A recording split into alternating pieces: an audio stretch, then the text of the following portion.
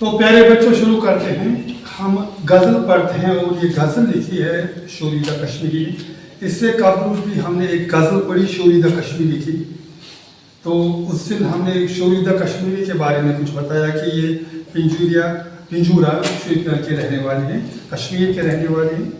انہوں نے شعری مجموعات تو لکھے ہیں، غزلیں بھی لکھی ہیں، تو دوسری منظومات بھی لکھی ہیں. آج ان کی ایک اور غزل ہم یہاں پڑھیں گے. تو غزل کے شروع کرنے سے پہلے ہم ایک بار پھر اعادہ کریں کہ ہمیں غزل کے پڑھاتے یا پڑھتے وقت کن چیزوں کا خیال رکھنا ہوتا ہے. پہلی بات یہ کہ ہمیں یہ دیکھنا ہوتا ہے کہ اس غزل میں قافیے کون سے آئے ہیں اور ردیف کیسا ہے. دوسری بات یہ کہ غزل میں بہر کون سے استعمال ہوئی ہے، کیونکہ جب ہمیں بہر کا پتہ چلے تب ہی جا کر ہمیں پتہ چلتا ہے کہ غزل کی آہنگ یا موسیقیت کیسے پڑھی جائے یا دیکھی جائے. تیسری بات یہ کہ جو میں روز آپ سے کہتا رہتا ہوں کہ جب ہم غزل شروع کریں گے ہم پہلے مشکل الفاظ کا معنی دیکھیں گے. جب مشکل الفاظ کا معنی دیکھیں گے اس کے بعد میں غزل پڑھنا شروع کروں گا.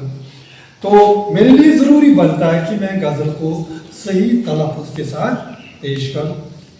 تو سامعین کے لیے بات ضروری بنتی ہے کہ جب میں پڑھاؤں میں پڑھوں گا الفاظ اور آپ سمجھنا تصویر میں.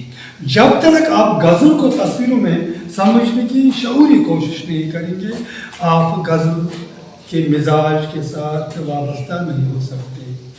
تو ایک اور بات جو میں خود کرنا چاہوں گا کہ جب میں پڑھوں میں وقفے دے دے کر پڑھوں تاکہ آپ کو معنی جذب کرنے میں آسانی ہو جائے. یہ تمام چیزیں کرنے کے بعد ہم ہر شعر کا تجزیہ کریں گے، تشریح پیش کریں گے. انشاءاللہ اس مختصر کے لیسن کے بعد ہمیں کوئی بھی شک یا شبہ اس غزل کی بابت باقی نہیں رہنے والا. تو شروع کرتے ہیں. پہلے میں یہ دیکھتا ہوں کہ غزل جب ہم شروع کریں اس میں کون کون سے ردیف اور قافیے استعمال کیے گئے ہیں. پہلے میں ایک بار پڑھوں تاکہ آپ کو سمجھ آئے. مستی اپنی شراب کی سی ہے، آب و تاب آفتاب کی سی ہے. لوگ جاگے ہیں لیکن آنکھوں میں کیفیت ایک خواب کی سی ہے. روز و شب ہے کوئی ورق گرداں، حالت اپنی کتاب کی سی ہے. تیرے رخسار و لب کی رعنائی نو دمیدہ گلاب کی سی ہے. ابھی کتنے پھرات ہیں بے خیز جو چمک ہے سراب کی سی ہے. ہم دیکھتے ہیں کہ اس میں جو قافیے استعمال ہوئے ہیں وہ ہے شراب، ہم وزن اور ہم آہنگ الفاظ کو قافیہ کہتے ہیں. اور یہ جو قافیے ہوتے ہیں مطلب میں دو بار آتے ہیں جبکہ باقی غزل میں مصرع ثانی میں آتا ہے. مصرع ثانی کہتے ہیں دوسرے مصرع کو. ہر شعر دو مصروں سے بنتا ہے، مصرع اولا اور مصرع ثانی. مطلب کہتے ہیں غزل کے پہلے شعر کو. یہاں دونوں مصروں میں مصرع اول اور مصرع ثانی میں قافیہ ہوگا. بعد ازیں صرف مصرع ثانی میں قافیہ ہوگا، مصرع ثانی میں قافیہ ہوگا، مصرع ثانی میں قافیہ ہوگا. جنہیں میں نے خط کشیدہ کیا، انڈر لائن کیا، وہی اس غزل کے قافیہ ہوئے. جیسے شراب، آفتاب، خواب. یہ خواب نہیں ہے، یہ خواب ہے. یہاں ہمارے معدولہ ہے، لکھا جاتا ہے پڑھا نہیں جاتا. کتاب، گلاب، سراب. ہاں اس کے بعد جو الفاظ دو یہاں ہے یا پھر تین ہے یہ بار بار دہرائے جاتے ہیں اور قافیہ کے بعد بیٹھتے ہیں. یہ بات آتی ہے قافیہ کے بعد بیٹھتے ہیں. آپ مان لیجیے قافیہ ایک گھوڑ سوار ہے تو جو ردیف ہے وہ گھر میں بیٹا ہوا چھوٹا بچہ ہوتا ہے. جو ہی گھر کا کوئی فرد اس گھوڑے پر سوار ہوتا ہے وہ چھوٹا بچہ منتیں کرتا ہے کہ مجھے پیچھے بٹھا. تو اسی مناسبت کو پیچھے بیٹھنے والے کو ردیف کہتے ہیں. ردیف کا لغوی معنی ہے پیچھے بیٹھنے والا. یہ ایک ہی ہوتا ہے. اگر گھر کا بھائی ہے نا، گھر کا باپ یا کوئی اور دادا جی بھی گھوڑے پر سوار ہو جائے وہ چھوٹا بچہ ہر وقت منتیں کرتا رہتا ہے کہ مجھے پیچھے بٹھا. اسے ردیف کہتے ہیں. گھوڑے پر پیچھے بیٹھنے والا ردیف کہلاتا ہے. تو یہاں دیکھیں ایک ہی ردیف کیسی ہے، کیسی ہے، کیسی ہے، کیسی ہے اور کی سی ہے ردیف. یہ اس کے ردیف ہے. اب پتہ چلا ردیف کیا بھی ہے, قافیہ کیا بھی ہے.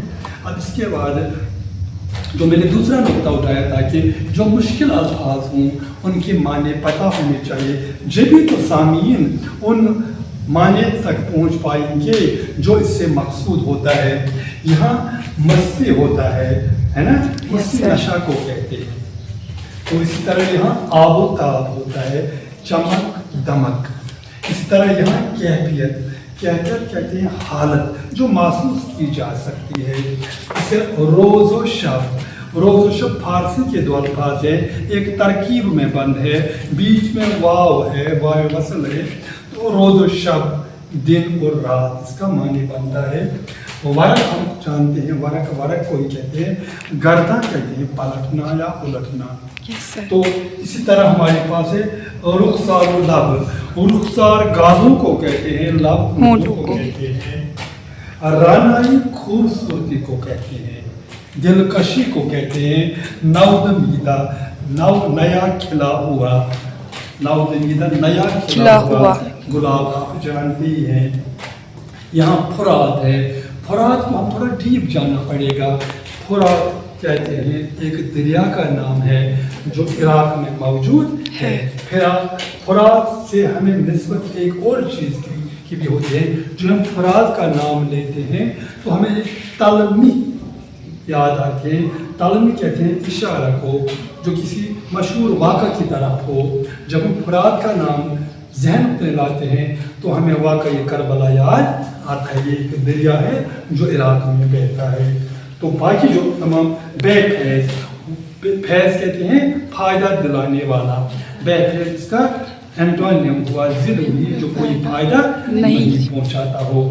اب ان الفاظ سے ہم نے کوشش کی کہ ان کو معنی بتائے گئے. اب اس کے بعد جب میں اسے پڑھوں خود بخود آپ تک معنی کی رسائی ہو جائے. صرف ایک ہی گزارش ہے, میں پڑھوں الفاظ اور آپ تصویر میں سوچنے کی کیوں ضرورت ہے. شاعری میں ضرور ہے محاکات, جسے انگریزی میں امیجری کہتے ہیں.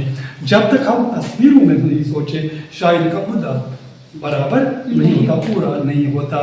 شاعری کو کہتے ہی ہیں, یہ ہوتی ہے ورڈ پینٹنگ. پینٹنگ جو ہوتی ہے یہ دیکھنے والی چیز ہوتی ہے. شاعر نے الفاظ لکھے ہیں, مقصود یہ ہے کہ وہ آپ تصویر میں دیکھیں, آپ پینٹنگ دیکھیں, نہ کہ الفاظ دیکھیں. تو میں شروع کرتا ہوں اور ساتھ ساتھ میں ان کا ترجمہ بھی کرتا ہوں. ایک بات شاید آپ سوچتے ہیں کہ سر کو چوک گئی, وہ ہے اس کی آہنگ کیسے نکلے گی. آہنگ کے لیے باہر کا جاننا ضروری ہوتا ہے کہ اس میں کون سی باہر. جس طرح ہمارے میوزک میں موسیقی میں سر ہوتے ہیں سارے گاما پا, اسی طرح تو شاعری لکھتے ہیں وہ میٹر کا استعمال کرتے ہیں. انگریزی میں میٹر کہتے ہیں, اردو میں باہر کہتے ہیں. یہ پہچاننے ضروری بنتی ہے. یہ باہر عربی کے کچھ حروف سے بنتے ہیں, جیسے میم ہے, پے ہے, عین ہے, الف ہے. ان 4 حروف سے باہر کا نام پڑتا ہے, باہر کے ارکان کا نام پڑتا ہے. جب میں اس باہر کا نام دوں گا آپ ضرور دیکھنا کہ کیا یہی الفاظ ہے نا, شاید پے ہے, الف ہے, عین ہے, لام ہے نا. تو میں دیکھو مستی اپنی شراب کی سی ہے, فائلاتن پھیلن. جب ہم فائلاتن پھیلن تو عام کاری سے گنگنائے, فائلاتن پھیلن, فائلاتن پھیلن. اس فائلاتن پھیلن میں جتنی بھی حرکات ہے, میں حروف کی بات نہیں کرتا, فا, پھے, الف, عین, لام, ان کی نہیں, حروف پر دیے گئے حرکات زیر, زبر, پیش اور جزم کی بات کرتا ہوں. جس جگہ پر جزم بیٹھے ہر لائن میں اسی جگہ جزم بیٹھے, جس جگہ پر زیر, زبر, پیش انہیں متحرک کہتے, جہاں متحرک بیٹھے تو یہاں بھی متحرک نظر آتے ہوں گے.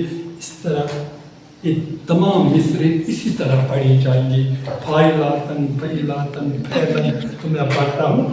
مستی اپنی شراب کی سی ہے, آفتاب کی سی ہے, لوگ جاگے ہیں لیکن آنکھوں میں کیفیت ایک خواب کی سی ہے. تو اسی طرح ہم اسے آگے پڑھیں گے. تو پہلے شعر کا ترجمہ دیکھتے ہیں کیونکہ ویڈیو زیادہ لمبا ہو سکتا ہے. مستی اپنی شراب کی سی ہے, مجھ میں نشہ ہے، مجھ میں جوش ہے، مگر کیسا ہے؟ شراب جیسا. یہ شاعر اپنی بابت یہ کہتا ہے کہ مجھ میں ایک نشہ ہے، مجھ میں ایک مستی ہے، جوش ہے، مگر وہ جوش کیسا ہے؟ شراب جیسا. شاعروں میں جب ایک خوبی کو دوسری خوبی کے ساتھ موازنہ کیا جائے تو دو صورتیں نظر آتی ہے، یا تشبیہ نظر آتی ہے یا پھر استعارہ نظر آتا ہے. جب ایک چیز کو کہا جائے دوسری چیز جیسی ہے، ہم کچھ الفاظ استعمال کرتے ہیں جیسے سی سا، خوبصورت، اس جیسا یا جیسا، ہے نا. انگریزی میں لائک ہوتا ہے، ایز ہوتا ہے، تو اردو میں ہے سی سا، مانند، ہو بو. یہ الفاظ جب آئے تو دو چیز لائے جائیں، ایک کو کہا جائے یہ دوسرے جیسا ہے، اسے ہم تشبیہ کہتے ہیں. کبھی کبھار ہم دوسرے جیسا نہیں کہتے بلکہ یہ کہتے ہیں کہ ایک چیز دوسرا ہے، مان لیتے ہیں، تو اسے استعارہ کہتے ہیں. یہ بات میرے بچوں ذہن نشین کیجئے، جب ہم شاعری کرتے ہیں الفاظ کے جو حقیقی معنی ہوتے ہیں ان سے کم ہی استفادہ کیا جاتا ہے، جبکہ الفاظ کے جو مجازی معنی ہوتے ہیں، جو پہنائے جاتے ہیں نئے معنی، وہی مراد لیے جاتے ہیں. تو بات کو آگے بڑھاتے ہیں. مستی اپنی شراب کی سی ہے. شاعر کہتا ہے کہ نشہ جو ہے، مستی جو ہے مجھ میں وہ خوب شراب جیسی ہے. یہاں قاری کو، یہاں سامع کو یہ ضرور دیکھنا کہ شراب کی مستی کیسی ہے. وہ جو بھی پیتا ہے وہ بے خود ہو جاتا ہے. جس طرح شراب پینے والا ہمیشہ بے خودی اس پر طاری ہوتی ہے، ٹھیک جو میری طرح بھی دیکھتا ہے مجھے بھی بے خود ہی پائے گا. تو یہ شاعر اس طرح ایک بات کہتا ہے کہ مستی اپنی، جو ہماری مستی ہے، جو اپنی مستی، دیکھیے شاعر یہاں اپنی کا لفظ استعمال کرتا ہے، کبھی ہم کا لفظ استعمال کرتا ہے، جب وہ بات تو اپنی کرتا ہے، جمع کے صیغے میں کرتا ہے. یہاں سے قطعاً یہ مراد نہ لیا جائے کہ ہم سب کی مستی. یہاں شاعر اپنی مستی کی بات کرتا ہے کہ وہ کیسی ہے؟ شراب کی مانند، شراب کی ہو. یہ ہمیں شراب کی خوبیوں یا خامی کے بارے میں ضرور جانا کہ شراب کس لیے مشہور ہے. پہلے بچوں یہاں یہ بات ضروری بنتی ہے جب ہم کسی چیز کو تشبیہ میں لاتے ہیں، استعارہ میں لاتے ہیں، ہم صرف وہی خوبی لیتے ہیں جس کے لیے وہ چیز مشہور ہو. دیکھیے شیر آپ کو چیر پھاڑ بھی کرتا ہے، کھا بھی جاتا ہے، مگر شیر اس کے لیے مشہور نہیں ہے. شیر صرف بہادری کے لیے مشہور ہے. تو شیر کا نام لے کر ہم صرف کیا کہیں گے؟ بہادری کی تشبیہ بنا سکتے ہیں، بہادری کا استعارہ بنا سکتے ہیں، باقی کسی ظلم یا بربریت کی تصویر نہیں بنا سکتے. تو یہ یہاں جب شراب کی بات کی جائے تو شراب میں بہت ساری برائیاں ہیں اور ہوں گی بھی، مگر ہم شراب کو یہاں سے ایک چیز کے لیے استعمال کرتے ہیں کہ اس میں نشہ ہے، انسان خود پر قابو نہیں پاتا. تو اب بنتا ہے یہاں مستی اپنی شراب کی سی ہے. شاعر کہتا ہے کہ جو ہماری مستی ہے یہ شراب جیسی ہے، یعنی جو میرے اندر مستی ہے وہ ہو شراب جیسی ہے. اتنا ہی نہیں، آفتاب کی سی ہے. میں کوئی معمولی انسان نہیں، میری چمک دمک جو آپ دیکھتے ہیں نا، میرا چہرہ، میری یہ جو جبین ہے نا، میری پیشانی جو چمکتی ہے، میں سر سے پاؤں تک سراپا چمک ہوں. پتہ ہے یہ کتنی عظیم ہے آفتاب جو میری ہے. شاید اپنی بابت کہتا ہے کہ یہ آفتاب کی سی ہے. یہ خوب ہوں کیسی ہے؟ جس آفتاب کی چمک دمک سب کو دکھائی دیتی ہے، مجھ میں بھی یہ تمام چیزیں ہیں. اب آپ سوچیں گے شاعر نے کچھ زیادہ ہی اپنی بابت کہا ہے. سوچیں گے نا شاعر نے کچھ زیادہ ہی اپنی بابت کہا ہے. ارے یہ تو ضروری ہے، شاعری میں جب تک مبالغہ نہ ہو شاعری نہیں بنتی. مبالغہ کیا کہتے ہیں؟ مبالغہ اس چیز کو کہتے ہیں جو خوبی کو بڑا چڑھا کر پیش کرے. تو شاعری میں ضروری ہم بڑا چڑھا کر پیش کریں. یہاں شاعر اپنی خوبی کو بڑا چڑھا کر پیش کرتا ہے. ہم مبالغہ سے کام لیا گیا ہے. دوسرا شاعر اگر آپ کو لگے کہ شاعر اپنی تعریف کچھ زیادہ ہی کرتا ہے، خود کو دوسروں سے اعلیٰ تر سمجھتا ہے، تو یہاں ایک اور شعری صنعت سامنے آتے ہیں جس سے ہم شاعرانہ تعلیق کہتے ہیں. یہ ایک پوئٹک ٹیکنیک ہے. تو پہلا جو شعر ہے اس کا ترجمہ ہم نے کوشش کی کرنے کی. اس کے علاوہ بھی دوسرے احساسی معنی نکل سکتے ہیں. یہ کام آپ پر میں چھوڑتا ہوں، آپ کو معنی خود نکالیں. اب دوسرا شعر ہے، لوگ جاگے ہیں لیکن آنکھوں میں کیفیت ایک خواب کی سی ہے. یہاں شاعر اپنی بات نہیں کرتا، پہلے شعر میں اپنی بات کرتا ہے، غزل اس لیے مشہور ہے کیونکہ ہر ریزہ خیالی ہوتی ہے. ایک شعر ایک موضوع کے بارے میں, دوسرا شعر دوسرے موضوع کے بارے میں. پہلے شعر کا موضوع کون تھا؟ شاعر بذات خود. دوسرے شعر کا موضوع لوگ جن کی یہ بات کرتا ہے. لوگ جاگے ہیں لیکن آنکھوں میں, شاید کہتا ہے میں نے دیکھا ہے کہ لوگ اس وقت سب بیدار ہیں, سب میرے سامنے ہیں, جاگے ہوئے ہیں, کوئی سویا ہوا نہیں ہے. کیفیت خواب کی سی ہے, میں نے ان کی آنکھوں میں ابھی بھی خوابوں والی کیفیت دیکھی ہے. جو لوگ ابھی بھی خواب دیکھتے ہوں وہ اس دنیا میں مانو کہ ہے ہی نہیں, وہ کسی اور دنیا کے بارے میں سوچتے ہیں. شاعر کہتا ہے کہ میں نے لوگوں کو اپنے سامنے پایا بھی, وہ بظاہر جاگے ہیں مگر وہ اس دنیا سے تعلق نہیں رکھتے. ان کے سامنے کیا کچھ ہو رہا ہے وہ اس سے استفادہ نہیں کرتے, وہ اس سے متاثر نہیں ہوتے, مانو کہ ابھی وہ کہاں ہے, نیند سے بھی جاگے ہیں مگر ابھی تو اس نیند کی دنیا میں موجود ہے. یہاں لوگ سے کوئی مراد لیا جا سکتا ہے, لوگ سے شاید اپنا محبوب بھی مراد لے سکتا ہے کہ میں محبوب کے سامنے آیا, وہ نیند کے بعد اٹھا تھا مگر اس نے میری طرف بالکل توجہ نہیں دی. تو یہاں بظاہر لوگ ہے, مراد محبوب لیا جا سکتا ہے, یا سیدھے طور لوگوں سے عام لوگ مراد لیے جا سکتے ہیں. ان کی چہروں پر ابھی بھی حالت ایسی دکھتی ہے کہ مانو کہ بھی وہ نیند میں ہی ہوں. اب تیسرے شعر میں کوئی اور موضوع ہوگا. غزل کا نام ہے یہاں ریزہ خیالی ہوتی ہے, ہر شعر میں نیا موضوع ہوتا ہے. روز و شب ہے کوئی ورق گرداں, یہاں دو جگہ دو تراکیب ہے, روز و شب اور ورق گرداں, یہ دونوں فارسی سے لی گئی ہے. روز و شب کہتے ہیں دن اور رات, ورق گرداں کہتے ہیں ورق الٹنا, جیسے ہم الٹتے ہیں کتاب کے. روز و شب ہے کوئی ورق گرداں, شاعر کہتا ہے کہ جو روز و شب ہے, روز و شب کا آنا, دن کے بعد رات کا آنا, پھر دن کا آنا, پھر رات کا. مجھے لگتا ہے کہ کوئی کتاب کے ورق الٹتا ہے, پھرتا ہے. اس طرح یہ روز و شب آتا جاتا ہے.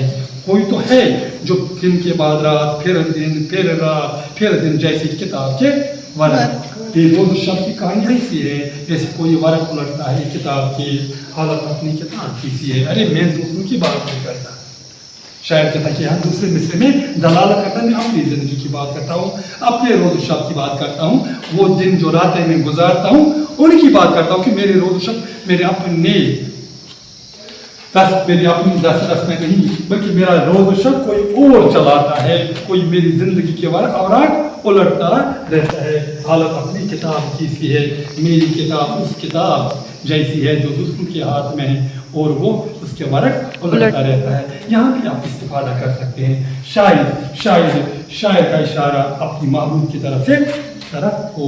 محبوب بار کہتے ہیں محبوب وہ چہیتا شخص ہوتا ہے جو شاعر کو تمام دنیا سے زیادہ پیارا لگتا ہے, جس کی بات وہ اپنی غزل میں کرتا ہے.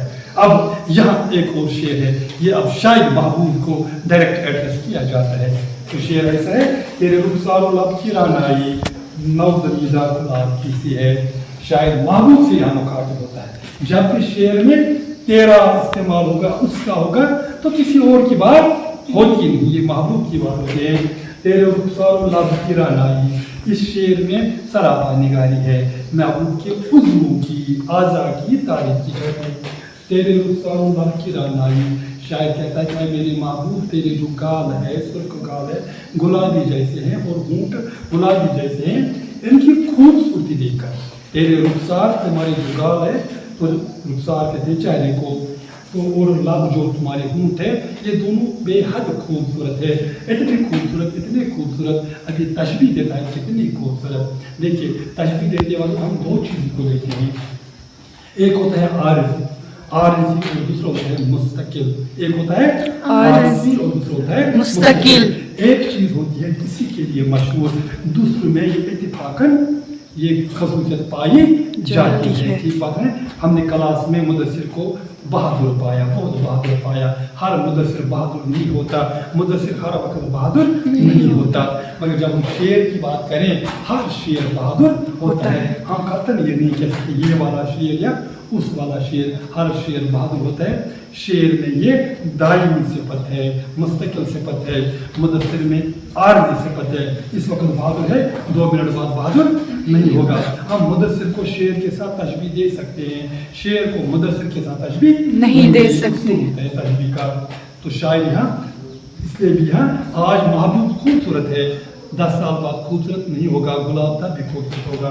तेरे रुखसार लब की रानाई मेरे महबूब, तुम्हारे रुखसार, तुम्हारी गुलाबी का और तुम्हारे होंठों की खूबसूरती देखकर मुझे यूँ लगता है कि एक खिला ताज़ा खिला हुआ गुलाब है, वो उसी जैसा है। तो शायद यहाँ सरापा निगारी से काम लेता है और तशबीह का इस्तेमाल करता है। अब आखिर में आखिरी शेर पढ़ेंगे। अब भी कितने फुरात हैं बेफेज, जो चमक है शराब की सी है, मौसम बदल गया। अब भी कितने फुरात। यहाँ जब हम क्या करते हैं, शायरी का एक खासा होता है, हम इसमें मारिफा को इसमें निकरा बनाते हैं। इसमें मारिफा को निकरा बनाने के लिए हम किसी मशहूर इंसान की जगह को जमा के जरिए मिलाते हैं, फिर जिस खूबी से वो मुतारिफ होता है वो खूबी उसका माने बनता है। हालांकि इसमें मारिफा का माने नहीं होता। जैसे मैं किसी को कहूँगा, मेरी क्लास में कोई बच्चा है, हर सवाल का जवाब देता है, मैं उसे आइंस्टाइन कहता हूँ। हालांकि आइंस्टाइन क्या है, इसमें मारिफा है, प्रॉपर नाउन है, इसका कोई माने नहीं। मगर आज मैं जब मुदस्सिर को आइंस्टाइन कहूँगा, कल अदफर को आइंस्टाइन कहूँगा, कोई मैं ये कॉमन नाउन के तौर इस्तेमाल करता हूँ। किसी और स्कूल में किसी और बच्चे को आइंस्टाइन कहा जाएगा, किसी कॉलेज में किसी को आइंस्टाइन कहा जाएगा, हालांकि एक नाम है। अब ये मैंने कॉमन नाउन बनाया, प्रॉपर नाउन में जमा के से इस्तेमाल करता हूँ, क्योंकि अब हर एक स्कूल में, हर एक कॉलेज में है। तो इसका माने निकलता है कि जिस चीज़ के लिए वो शख्स मशहूर था। जैसे आइंस्टाइन का माने अब निकलता है जीनियस, आइंस्टाइन का माने निकला जीनियस। इसी तरह जो फुरात है एक दरिया का नाम है, मगर यहाँ जमा के सेगे में इस्तेमाल हुआ है। आपकी कितने फुरात हैं बेफेज, माने कि हर मुल्क में, हर गली में एक फुरात बहता रहता है, मगर कोई फ़ायदा नहीं देता।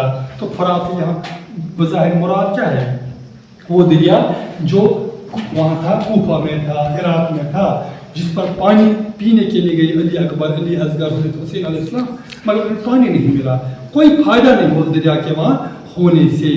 तो यहाँ एक तलबी इस्तेमाल की गई, मशहूर वाक़ा की तरफ इशारा किया गया, जिसकी वजह से इस फरात का माने ऐसा निकला कि ये किसी को फ़ायदा नहीं पहुँचाता। तो यहाँ कॉमन नाउन बना, जो इसमें निकला बना। अब भी कितने फुरात हैं बेफेज, शायद कहता है कि आज भी कितने फुरात है, कितने शायद। अब फुरात का माने यहाँ दरिया ही नहीं, कोई इंसान भी हो सकता है जो बहुत इल्म रखता हो। फुरात बहुत पानी रखता था, फ़ायदा किसी को नहीं, किसी शख्स के पास बहुत इल्म है, फ़ायदा किसी को नहीं, किसी शख्स के पास बहुत दौलत है, फ़ायदा किसी को नहीं। हर वो चीज़ जिसके पास मदद के लिए बहुत कुछ हो मगर किसी को फ़ायदा न देता हो। अब आम मानों में फुरात से वही माने लिया जा सकता है। अब भी कितने फुरात है बेफेज, शायद कहते हैं कि आज भी कितने दरिया फुरात जैसे किसी को फ़ायदा नहीं पहुँचाते। जो चमक है शराब की है, उनको देखकर यही गुमान होता है कि दूर से दिखे जाते हैं कि अमीर है, सबों की मदद करता है ना, ये इल्म वाला है, सबको सिखाता होगा।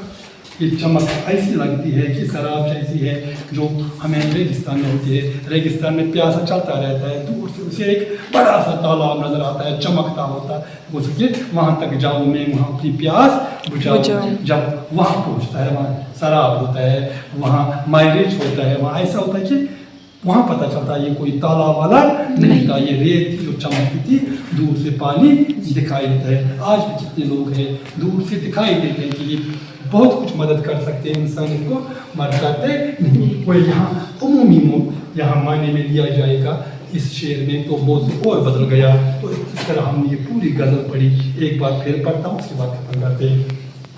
मस्ती अपनी शराब की सी है, आबताब आफताब की सी है, लोग जागे हैं लेकिन आंखों में कैफियत एक ख्वाब की सी है। रोज़ शब है कोई वरक गर्दा, हालत अपनी किताब की सी है। तेरे रुखसार लब, ये रुखसार लब न पढ़ा चाहिए, रोज़ व शब न पढ़ जाइए, रुखसार लब रोज़ व शब पढ़ा चाहिए। तेरे रुखसार लब की रानाई, नौदबीदा गुलाब की सी है, اب بھی کہ فرات ہے بے فیض جو چمک ہے شراب کی سی ہے. اس طرح ہم نے اس غزل کا مطالعہ کیا. مجھے امید ہے آپ نے ہر بات اچھے سے سمجھی ہوگی. اگر کسی جگہ کوئی بھی پریشانی ہو تو مجھ سے پوچھ سکتے ہیں. تو آج کے لیے اتنا ہی. خدا حافظ.